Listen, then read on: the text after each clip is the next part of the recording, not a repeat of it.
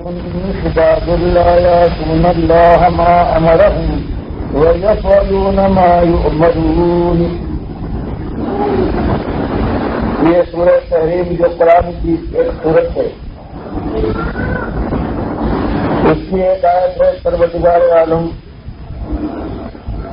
جس نے اپنے بندوں کو زندگی بخشی، اس دنیا میں بھیجنے کے بعد زندگی کا انتظام کیا اور اپنی کتابوں کے ذریعے سے، اپنے رسولوں کے ذریعے سے یہ بات ان کے سامنے کھول کر رکھی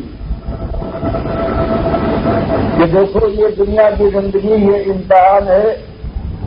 یہ آزمائش اور اطلاع کا دور ہے، یہ تفریح اور گلدست کے لیے تم کو نہیں بھیجا جا رہا ہے کہ اپنی مرضی کے مطابق جس روش پر چاہو ریل قدمی کرو اور جس خوشے کو چاہو اپنے ہاتھ کے تک اس کے پھلوں کو حاصل کرو اور اس کے بعد پھر پھولوں کی سیج پر سو جاؤ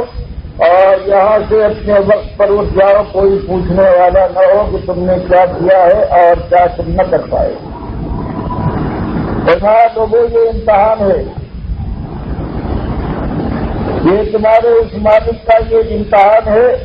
کہ جس نے آسمان کو بلند کیا ہے اور زمین بچھانے کے بعد یہ ہوا چلائی ہے تمہاری سانس، اس سے آتی جاتی ہے، پھر بارش برسا کر تمہارے پیٹ کا انتظام کیا ہے. اس نے تم سے ایک ہی چیز مانگی ہے کہ میرے بندے بننا، میری بات ماننا، میرے سامنے جھکنا اور فلا تجعلوا للہ اندادا وانتم تعلمون. دیکھنا یہ نہ ہو جائے کہ میرے کسی بندے، میری مخلوق میں سے کسی چیز کو تم میرے ساتھ شریک ٹھہرانے کے بعد تم اس کے ساتھ بھی وہی معاملہ کرو جو میرے ساتھ تمہیں کرنا چاہیے تھا. فرمائیے ایک جرم ہے کہ جس کو میں اپنے لیے جاری سمجھتا ہوں، اور اگر ایسا جرم کرنے کے بعد کوئی بغیر توبہ کے آ جائے، چاہے نیک اعمال کے لحاظ سے اس نے زمین کو بھر دیا ہو، پہاڑوں ایسے اس کے اعمال ہو، لیکن سب غارت ہو جائیں گے، ایک عمل بھی اس کی جھولی میں باقی نہ رہے گا اگر یہ ایمان کے معاملے میں اس میں کوئی بے اعتباری کی ہے. بتایا یہ مسئلہ ہے اور یہ زندگی ہمیشہ کے لیے نہیں ہے. اور تمہاری حیثیت کیا ہے؟ یہ آسمان بھی ایک دن وہ آنے والا ہے کہ ریزہ ریزہ ہو جائے گا، یہ زمین باقی نہ رہے گی، سمندر میں آگ لگ جائے گی اور سمندر کا پانی جلنے کے بعد غائب ہو جائے گا، بھاپ بن جائے گا. یہ پہاڑ جو جمے جمائے ہیں یہ ریزہ ریزہ ہو کر دھنکی ہوئی سرخ اون کی طرح سے، رنگین اون کی طرح سے یہ اڑنے لگیں گے. اور یہ وہ صحیح معنوں میں دن ہے کہ نظام کائنات اللہ کا رحم برہم بن ڈالے گا. نہ بادشاہتیں باقی رہے گی، نہ جسم و جان، نہ حسن و جمال، نہ مال و دولت. اور یہاں پر بس ختم نہیں ہے، بلکہ اب یہ انتہا ہے اس دنیا کی مدت کی، اور اس کے بعد پھر اللہ جب چاہے گا، اللہ جانتا ہے کتنے عرصے کے بعد پھر سب کو اٹھائے گا. پھر بکھری ہوئے جو ان کے ریزے ذرات سے ان کے جسموں کے ان کو جمع کرے گا. سورج بنانے کے بعد پھر وہ روح جو اس نے نکالی تھی برزخ میں نئے جسموں میں رکھی ہے وہ واپس کر دی جائے گی. کسی اپنے دنیاوی جسموں کا جو مادہ تھا مالک اسے بنانے کے بعد یہ روحوں کو ان میں ڈال دے گا اور پھر اپنے دربار میں سب کو جمع کر کے ایک اسی بات پر کہ دیکھو تم نے ہم کو اپنا مالک مانا تھا جب ہم نے تم کو دنیا میں جانے سے پہلے لوگوں سب کو جمع کرنے کے بعد ہم نے تم سے ایک عہد لیا تھا کہ الست بربکم،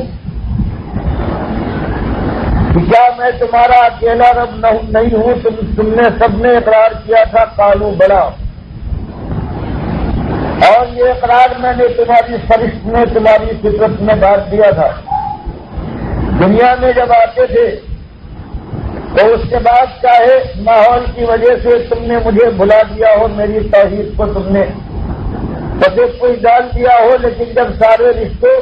ساری امیدیں منقطع ہو جاتی تھی تب تم صرف مجھے پکارتے تھے اور کہتے تھے کہ اب تیرے علاوہ کوئی اور ہمارا سہارا نہیں ہے، فرمایا تمہارے دلوں کی گہرائیوں میں یہ چیز ایک موجود تھی جو تم ہم سے وعدہ کر کے آئے تھے، تو اسی وعدے کو تمہیں پورا کرنا ہے۔ یہ زندگی کی صبح و شام عیش کے ساتھ بھی گزر سکتی ہے، تنگی اور پریشانی میں بھی دن بیت ہی جاتے ہیں، لیکن اس کے بعد وہ زندگی جو آنے والی ہے بس وہ ختم نہ ہوگی، اور وہاں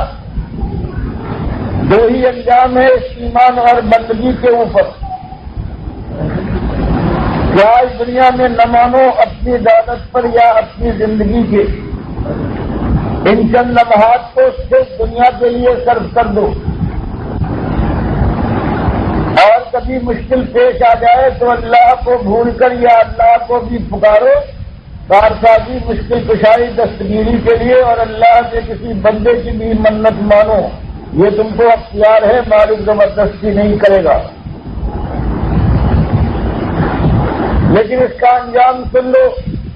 اگر اللہ اور اس کے رسول صلی اللہ علیہ وسلم کی بات کے بجائے دنیا کی تم نے بات مانی ہے جو اس کے خلاف ہے، تو اس کے بعد دنیا کی زندگی کی بات اور ہے، عیش کے ساتھ ہو سکتا ہے تمہاری زندگی گزری ہو، تخت شاہی سے تم مالک بنے رہے ہو،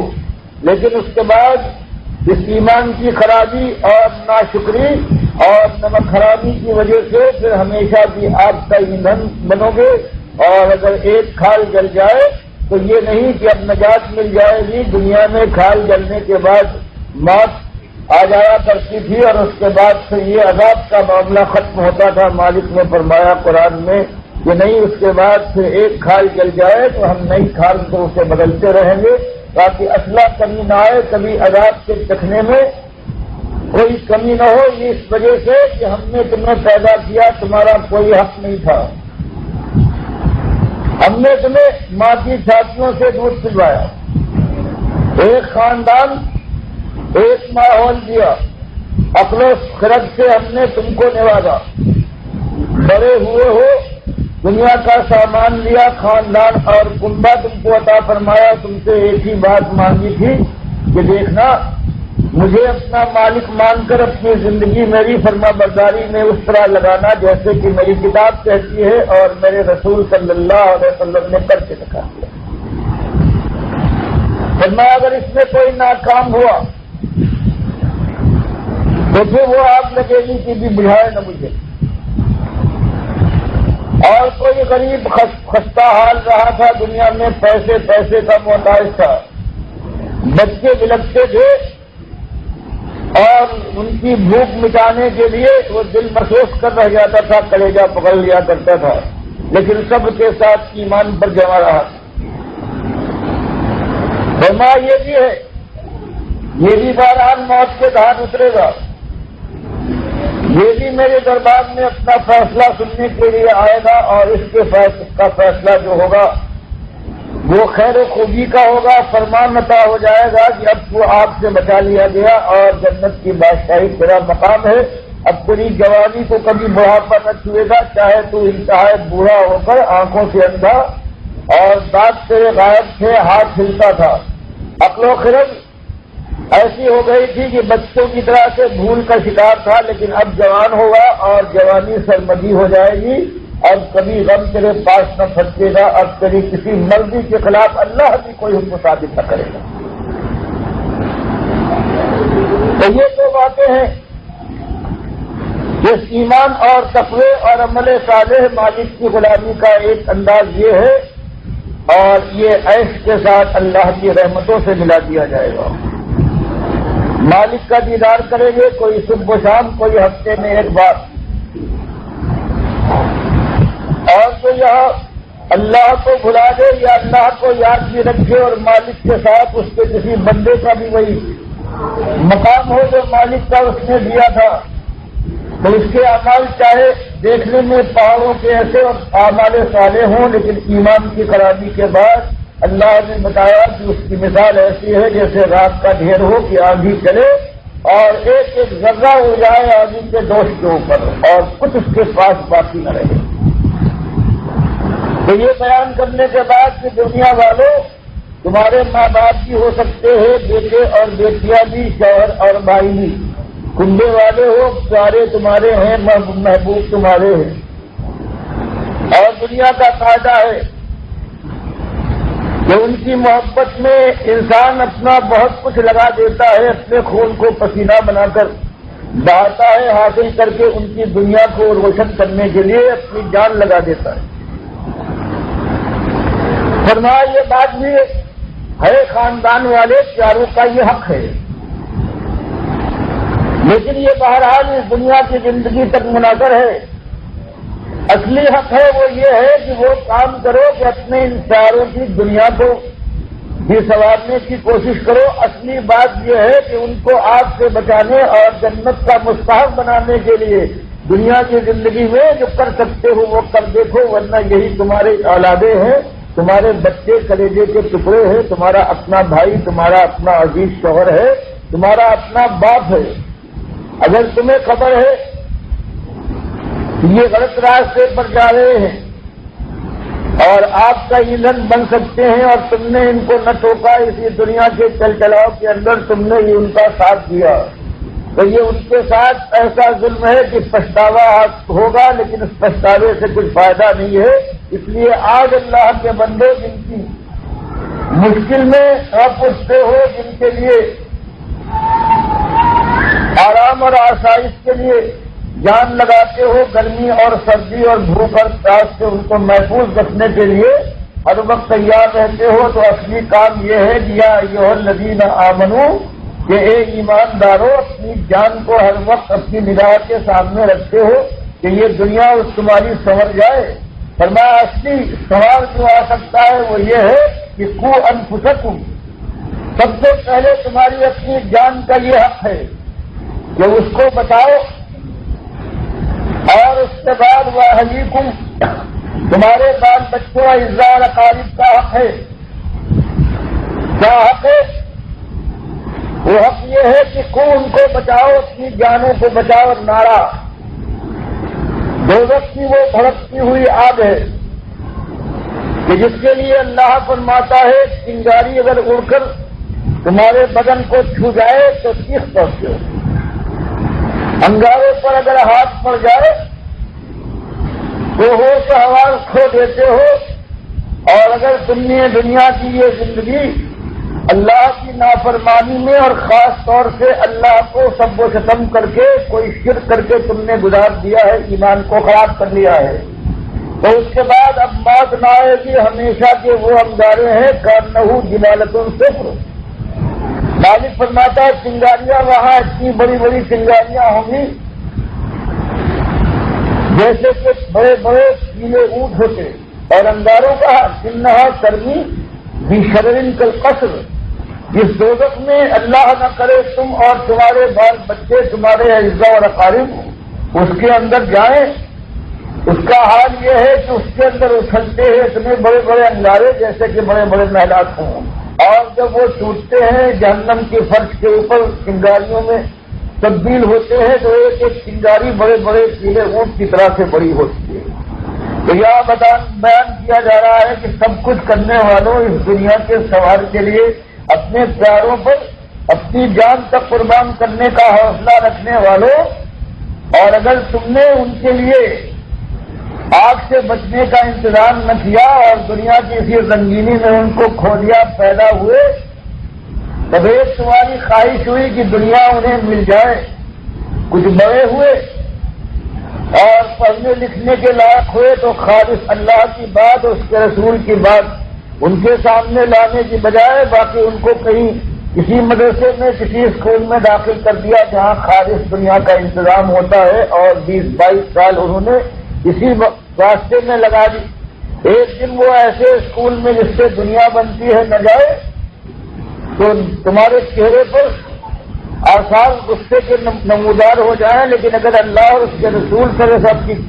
کسی بات کو بھی نہ مانے تو اس کے بعد تمہارے دل کے اوپر کوئی اثر نہ ہو، تو یہ ان کے ساتھ، اپنی اولاد، اپنے پیاروں کے ساتھ، اپنے جگر کے ساتھ یہ تمہاری محبت نہیں ہے بلکہ دشمنی ہے۔ اس لیے اپنی جان کو جہاں آگ سے بچانا ہے تو اپنے پیاروں کو بھی اللہ کی آگ سے بچاؤ، جس کا حال یہ ہے وقودہ الناس والحجارہ، اس کے اندر انسان جائیں گے اور ان کے بدنوں میں جب آگ لگے گی تو اس سے دھواں اٹھے گا، شعلے نکلیں گے،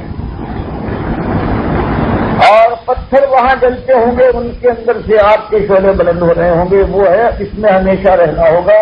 اور کمی آنے کی بجائے مالک نے فرمایا لن نزیدہم الا عذابا، ہم ان کے عذاب میں کمی لانے کی بجائے ہر لمحے ان کے عذاب کو بڑھاتے رہیں گے۔ کھال جل جائے نئی کھال بنائیں گے، چہرہ اس طرح سے بھن جائے گا جیسے بھنی ہوئی سری ہوتی ہے۔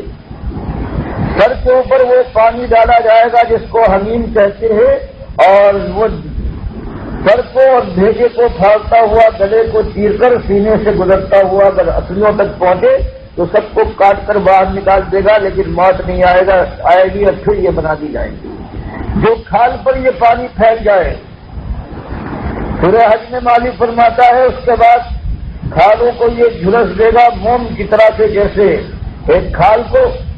پانی میں ڈال کر ابالو اور وہ اتنی نرم ہو جائے کہ ہاتھ سے دبانے سے یہ معلوم ہو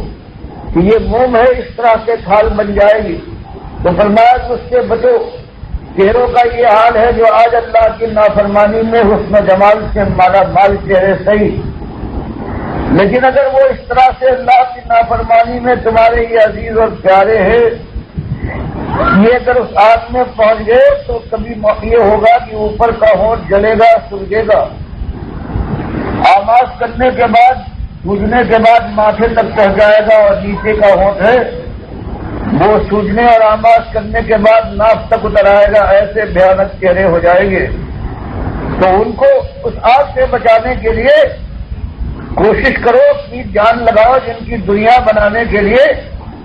اپنی جان ہلکان کرتے ہو اللہ کے بندو۔ اور وہاں حال یہ ہے کہ انسان اور پتھر اس میں جلیں گے، اور وہاں اگر یہ سمجھو کہ چیخ و پکار سے توبہ اللہ سے وہاں کے جو معاقب فرشتے ہیں ان کے دل میں کچھ نرمی پیدا ہوگی، کچھ رحم کریں گے، کچھ ترس کھا کر کچھ کمی پیدا کر دیں گے۔ مالک فرماتا ہے نہیں، علیہا ملائکۃ غلاظ شداد،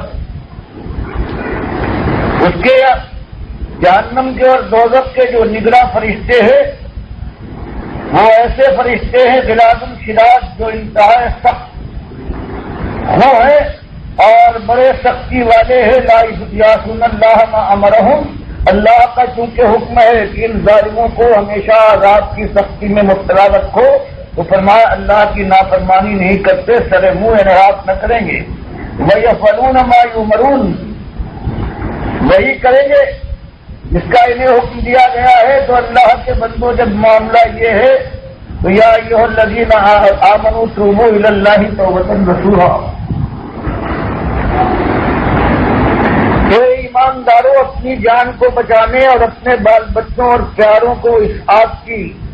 سختی سے محفوظ رکھنے کے لیے جو کچھ ہو چکا ہے، بھول تھی، لا علمی تھی، دنیا کا زور تھا، لوگوں نے بہکایا، نفس کی بربادی کی وجہ سے ہو سکتا ہے بڑی بھول ہوئی ہو، بڑا سا بڑا گناہ کر گزرے ہو، تو فرمایا جب بات تمہارے سامنے آ رہی ہے تمہارے لیے اور تمہاری اولاد کے لیے ایک ہی طریقہ ہے، تمہارے پیاروں کے لیے، کہ پرانی خطاؤں کا صرف دل سے اللہ سے مغفرت مانگ کر توبہ کی طرف پلٹو۔ توبۃ نصوحا، ٹھیک بالکل صفائی اور خلوص کے ساتھ، کہ مالک نہیں معلوم تھا، پروردگار معلوم بھی تھا، لیکن دنیا اور نفس نے مجھے مجبور کر دیا۔ اب تیری رحمت سے میں ہوش میں آیا ہوں تو پروردگار توبہ کرتا ہوں۔ فرمایا یہی اپنے پیاروں سے کہو کہ اللہ نے اپنی فرما برداری، اپنے اوپر ایمان اور اپنی بندگی کے لیے اس آزمائش میں ڈالا ہے، اگر ابھی تک بھول ہو گئی ہے تو کچھ نہیں گیا۔ اللہ کا وعدہ ہے کہ خلوص دل کے ساتھ توبہ کر کے اب ایمانداری کے طریقے پر قائم رہنے کا تمہارا عزم اور ارادہ ہے، تو مالک کا رحمت کا عالم یہ ہے کہ یبدل اللہ سیئاتہم حسنات وکان اللہ غفورا رحیما۔ زندگی بھر تم نے گناہ اور پاپ کر کے زمین کو بھر دیا ہو، لیکن ایک مرتبہ اگر فرشتے نظر آنے سے پہلے جب سانس اکھڑ جاتی ہے، اس وقت اگر ایک مرتبہ خلوص سے توبہ کر کے عزم کر لو کہ اب میں سیدھا رہوں گا، تو مالک فرماتا ہے صرف یہی نہیں کہ میں ان کی ساری خطاؤں کو معاف کر دوں گا، بلکہ جہاں جہاں ان کی خطائیں تھی جس مقدار کی اسی مقدار کو کی نیکی سے میں اس کو بدل ڈالوں گا، اس لیے کہ میں غفور رحیم ہوں۔ تو مالک یہی فرماتا ہے کہ اللہ کے بندو بچاؤ اپنی جانوں کو، اپنے پیاروں کو اس آگ سے، اور بچانے کا طریقہ یہ ہے کہ ایمان لاؤ اللہ پر، اللہ کے رسول صلی اللہ علیہ وسلم پر، اللہ کی کتاب پر، اللہ کے فرشتوں پر، یوم آخرت کے اوپر، اللہ کی جنت اور جہنم کا مالک نے جو تقدیر مقرر کر دی ہے۔ یہ بڑی بڑی ایمانیات کی چیزیں ہیں، ان کو مانو دل کی گہرائی کے ساتھ، زبان سے صرف اقرار اللہ کے یہاں کافی نہیں ہے۔ اور اس کے بعد توبہ تم نے کی ہے، اس کے بعد ایمان کو تازہ کرو، اور ایمان کے بعد عمل صالح کی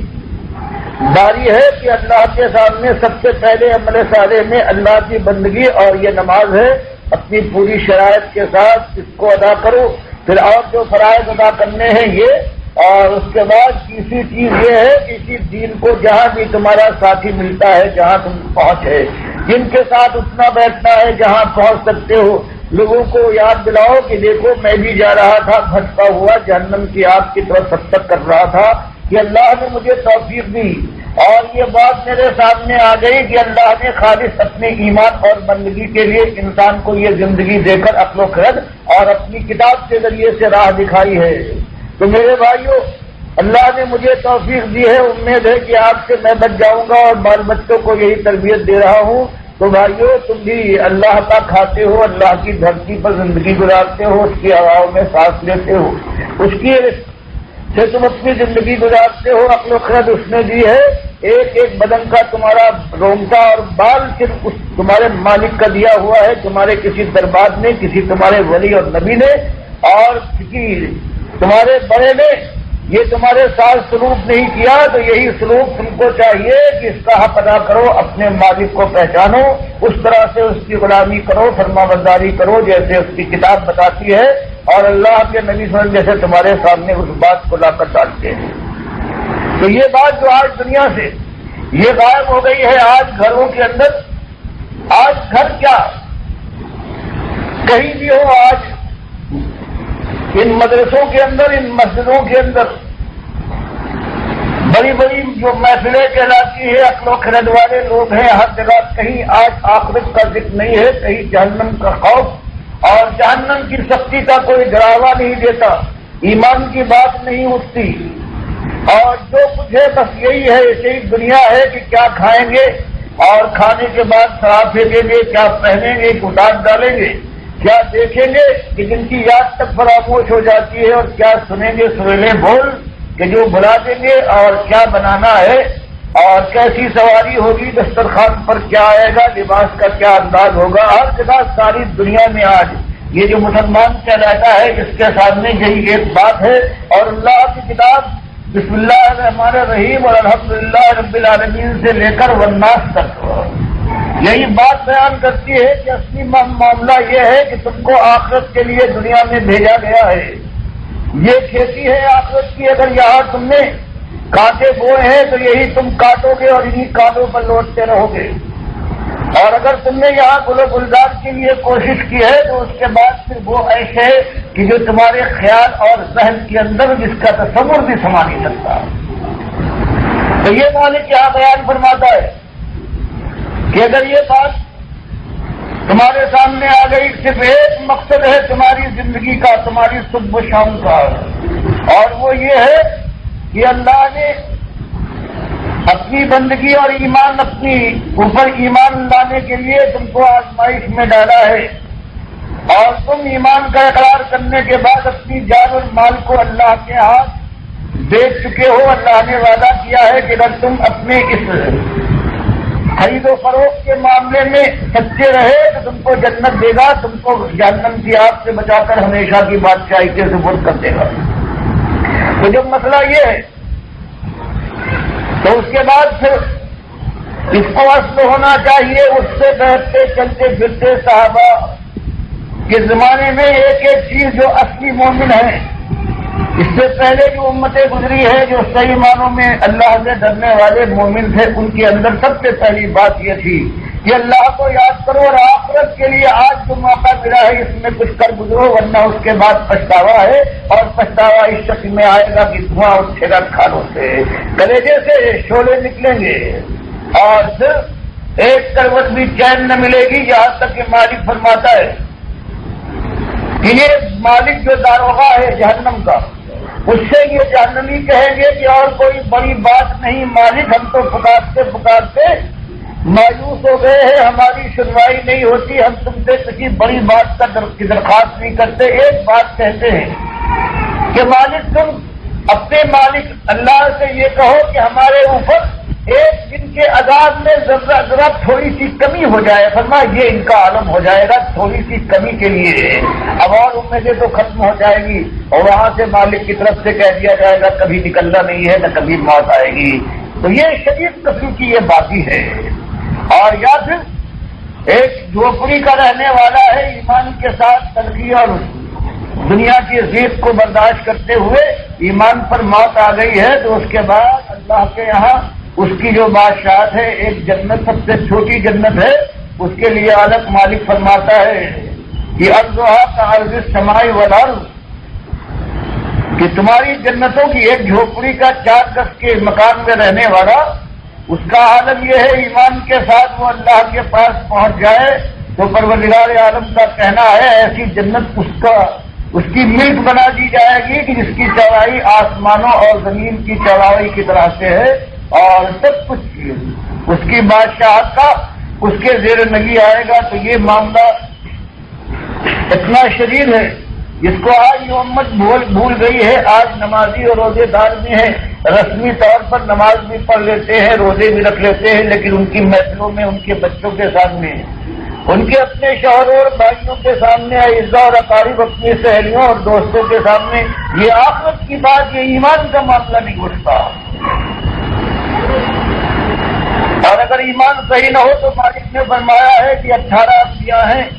سب سے برگزیدہ ترین انبیاء ہیں، لیکن اگر ایمان کی ایک خرابی ان کے اندر ہوتی تو سارے اعمال جو زندگی بھر انہوں نے کیے تھے ہم سب برباد کر ڈالتے، اور ایک جھولی میں عمل کا ایک ذرہ بھی ہم باقی نہ چھوڑتے۔ تو فرمایا کہ تو ایک کام ہے جو ہو چکا ہے، نا امید نہ ہو، اللہ ساری خطاؤں کو معاف کر دے گا، توبہ کرو لیکن توبت نصوح ہو، مالک کے ساتھ فریب کھیلنے کی کوشش نہ کرنا، خلوص دل کے ساتھ، اور اگر تم یہ کرو گے تو آسا ربکم ان یکفر عنکم سیئاتکم،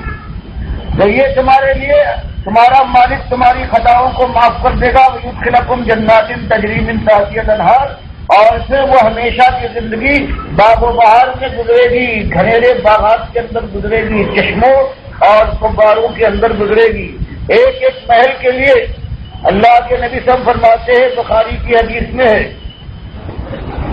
جنتوں میں آپ کتنے محل ہوں گے اللہ جانتا ہے، لیکن ایک محل کی آپ نے تعریف کی ہے کہ جنتی کی ایک محل ایسا ہوگا جو جنت کی زمین سے 7 میل بلند ہوگا، جس کی اونچائی کا یہ حال ہے اس کی چوڑائی اور لمبائی کا اندازہ لگائیے، اور پھر اس محل کے کمروں میں، اس کے باغیچوں میں،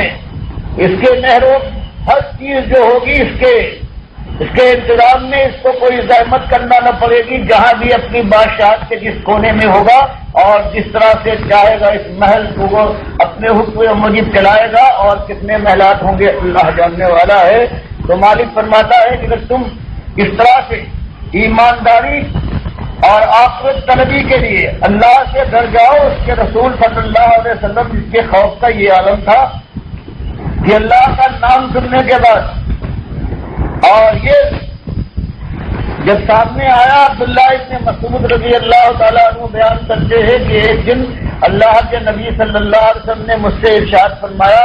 کہ عبداللہ تم مجھے قرآن پڑھ کر سناؤ، میں سنوں۔ تو میں نے ان سے عرض کیا کہ آپ اللہ کے نبی صلی اللہ علیہ وسلم ہیں، آپ کے اوپر قرآن اترا ہے، میرا کیا منہ ہے کہ میں آپ کے سامنے قرآن پڑھوں، لیکن آپ سے حکم دیا کہ نہیں آج میں یہی چاہتا ہوں، کہتے میں نے سورہ نساء شروع کر دی، یہاں تک کہ میں جب اس آیت پر پہنچا ہوں فَكَيْفَ إِذَا جِئْنَا مِن كُلِّ أُمَّةٍ بِشَهِيدٍ وَجِئْنَا بِكَ عَلَىٰ هَٰؤُلَاءِ شَهِيدًا، کہ نبی محمد صلی اللہ علیہ وسلم اس حالت وہ اپنے خیال میں لائیے کہ جب قیامت کے دن ہم ساری امتوں کے رسول اور انبیاء ان پر